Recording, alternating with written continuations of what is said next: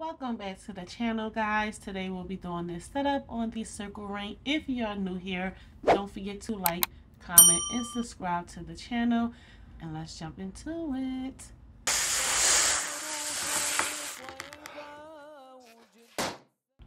Alright guys, so we'll be doing this setup today on the circle ring. I will leave the link for this one in the description box. I purchased this one from Amazon. I've been using it for a while now. I also have two though. So the other one I use is more sturdy, and I purchased that from eFavorMark, and I actually use that one when I work outdoors. Indoors lately I've been using this one because it's easier to transfer, and it's not too much putting together like the other one, and the other one is a little bit bigger, so it's a lot more. Here you see I had a 260 that I took from the top down to the bottom just for some extra security, so the balloons won't kind of like seep through and fall through. You can do that on a lot of different structures. I seen an artist on, I think, Instagram do it, Moment by Nick, and she credited, I believe, the Balloons River for that technique. So I used that for the circle ring, just one of them going down, just to kind of hold the balloons up from not falling through a little bit. For the circle ring, I was kind of, I have done so many rings these days that when it comes to design, I just be, just trying to keep it fresh and not do the same thing. For this particular design, I really didn't put too much thought into it. The client already mentioned how they wanted something like kind of in the middle, just because we had like this window opening in the back, and I literally just did a circle ring the day before, and I was just like, I'm fine, whatever you want, I give it to you. I have so many different designs on circle rings, so like at this point the portfolio is filled with circle rings. I'm okay with, compromising on a design, and I didn't mind. I don't think I actually did something like straight in the middle like this one. I would have liked to slant it, the structure, a little bit. I kind of did it like straight down the middle. I would have liked to slant it, the design or the full build a little bit.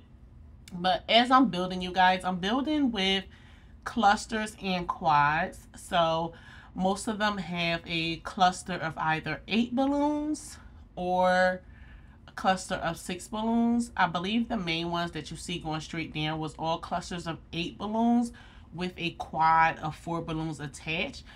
If you haven't watched my videos before, I use quads with a cluster because the quads help me blend into the next colors without going cluster to cluster, which would give, in my opinion, harsh lines in the design.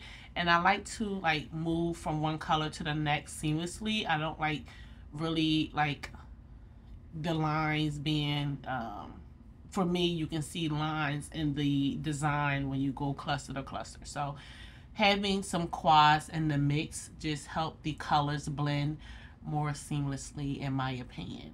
But here, oh, I wish the color was like that the whole time. You guys know I'm using my camera, and if you watch my other video in this same venue, actually the client, so this is every setup, you guys, is marketing.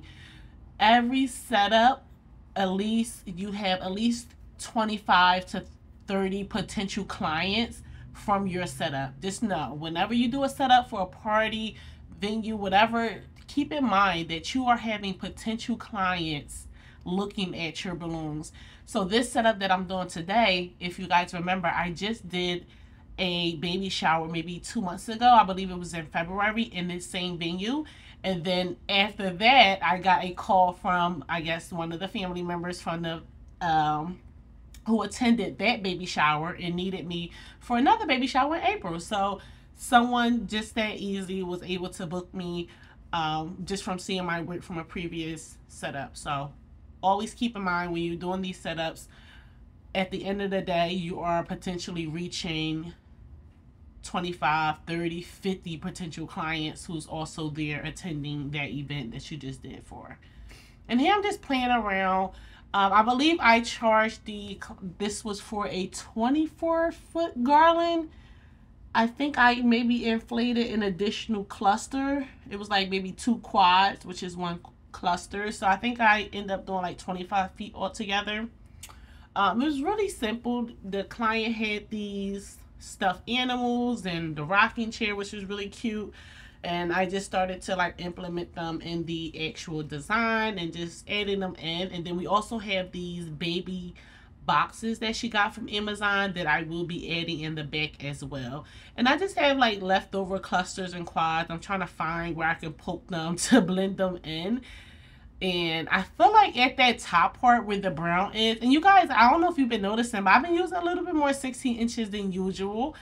I've been having fun with them. You know what? I've just been a little bit bored.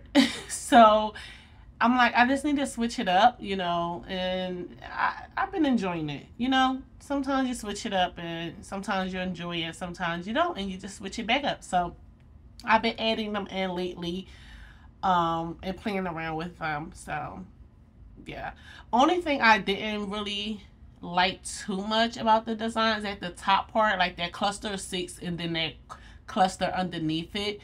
I would have liked to maybe add a quad right there where I just added there, maybe a quad on the right side a little bit to kind of blend in with that 16 inch, because the 16 inch was giving a little bit space from the cluster of 6 and it was making it look like it's on its own.